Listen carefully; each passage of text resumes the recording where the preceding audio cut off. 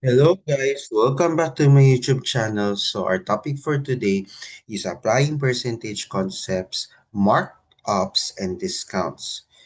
This is one of the topics that we're going to study in general mathematics under the Strength and Senior High School curriculum. So do you remember buying and selling, right?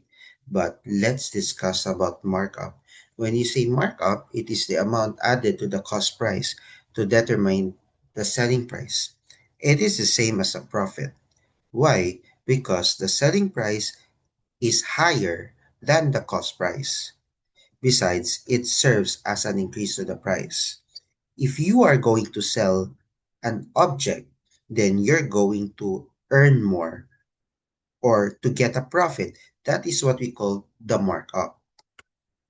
Okay, here are the formulas.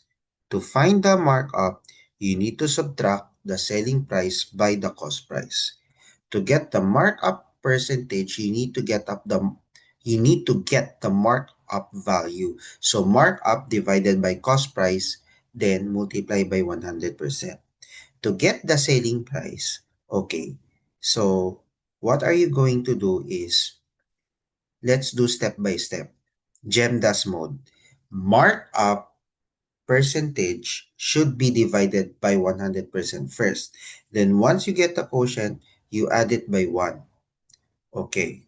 So afterwards, you multiply the cost price with the sum of 1 and the quotient between the markup rate and 100%.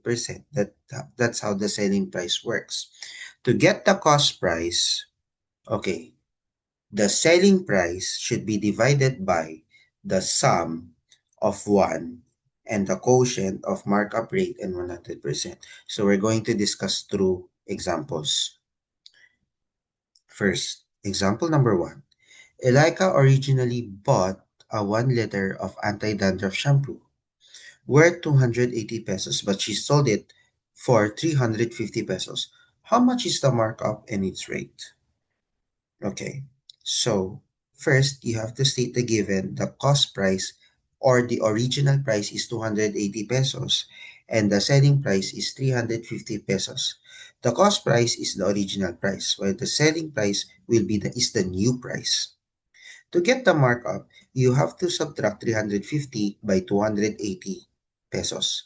350 pesos minus 280 pesos, which is 70 pesos. That is the markup. Simple. In short, you have to subtract the selling price by the cost price. To get the markup rate, okay, you divide the markup, which is 70 pesos, by divided by the cost price, which is 280 pesos. So 70 pesos divided by 280 pesos is 0.25. Then you multiply it by 100%, then it's 25%.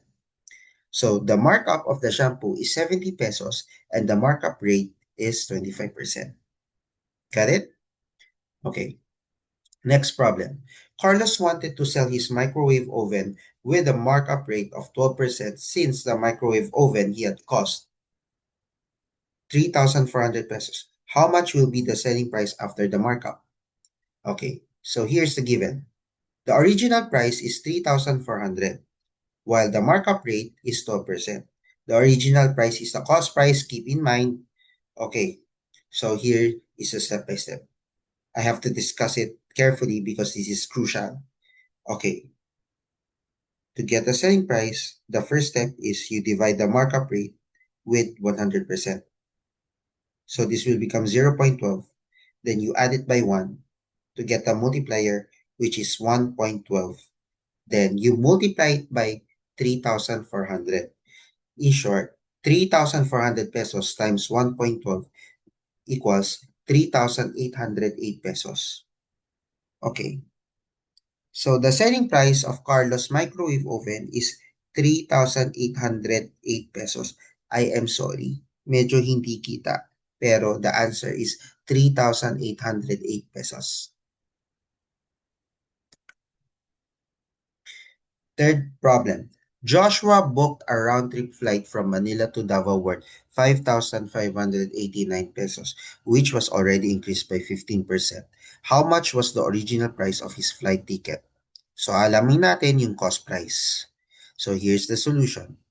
The given is the selling price is 5,589.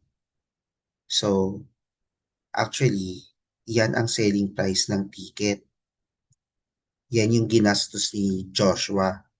Yan yung minarkup, tinaasan. Then the markup rate is 15%. Okay, to get the original price is the cost price.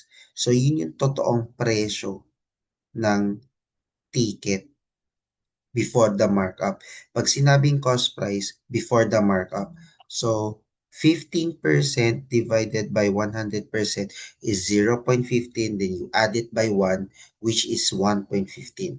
Then 5,589 pesos divided by 1.15 is 4,860 pesos.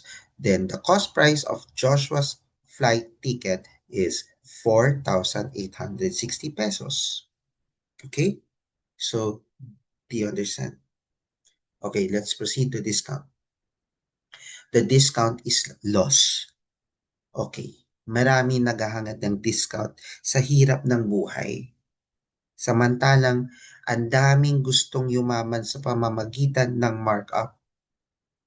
Okay, why do we need discount? Because we cannot afford everything. So, we need to buy an affordable price of an item na gusto natin. So, the discount, it is reduction given on the selling price to attract customers. It is the same as loss. It serves as a decrease to the price. So, ibig sabihin, your cost price should be higher than the selling price. Okay. Mas mataas ang original price kaysa sa bagong price. Ang bagong price ay dapat mas mababa. Naintindihan niyo po ba? Okay. Here are the discount formulas.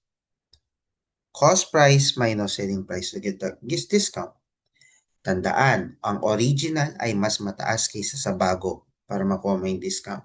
Then to get the discount rate, discount divided by cost price times 100%. To get the selling or discount price, cost price times 1 minus discount rate divided by 100%. Then to get the cost price, selling price divided by 1 minus discount rate divided by 100%. Okay. So, kagaya ng markup, lagi yun kagaya yun sa markup na yung selling price at yung cost price. Unahin mo muna yung pinakaloob ng parenthesis. So, rate divided by 100% muna. So, discount rate divided by 100%. Then, once mo na-divide, 1 minus that quotient. Then, after that, to get the selling price, you multiply the difference with the cost price. So, sa madaling salita, the selling price is equal to cost price times the difference of 1 and the quotient of discount rate and 100%. Samantalang ang cost price, selling price divided by the difference of 1 and the quotient of the discount rate and 100%. Lagi nyo tatandaan ang cost price ay ang original price, while the selling price is the discount price. Do you understand? Okay. Mamumulubi ka talaga kasi syempre, nagbabawas ka ng item. Pero magugustuhan mga customers ng product mo. Yan ang iisipin mo. First, William bought a blazer worth 1,800 pesos but sold it at 1,548 pesos. How much is the discount and the discount rate? So, dating gawi. The cost price is 1,800 and the selling price is 1,548. You subtract them together to get the discount, which is 252 pesos. To get the discount rate, you divide the discount worth 252 pesos by the cost price of 1,800. So the quotient will become 0.14. Then you multiply it by 100%. So this will become 14%. Okay, so ulitin ko ang formula ng discount rate ay discount divided by the cost price. Then afterwards, multiplied by 100%. So the discount of the blazer is 252 pesos and the discount rate is 14%. The second problem, Gemma wanted to buy a washing machine that is 32% off. Wow! Ang laki! The original price of the washing machine was 14,500 pesos. How much will be the discount price? The solution, the cost price or the original price is 14,500 and the discount rate is 32%. Okay.